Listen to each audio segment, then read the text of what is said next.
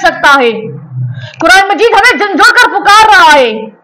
इरशाद बारी तआला है, वला तकुलू अम्वालकुम बैनकुम बिल बातिल, और आपस में एक दूसरे का माल नाक तरीके से मत खाओ। मगर अफसोस, आज हमने कुरान मजीद के इस वाज़ेह हुक्म को पसपुस डाल दिया है।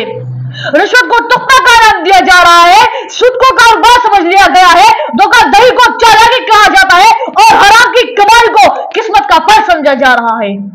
इस्लाम ने सूद, रिश्वत, चोरी, धोखाधड़ी और नाजायज कमाई को हराम करार दिया है, क्योंकि हराम माल इंसान के अखलाक को जंग आलूद कर देता है और उसके असरात सिर्फ एक परिवार तक महदूद नहीं रहती, बल्कि पूरी कौम और आने वाली नस्लों तक फैल जाती है।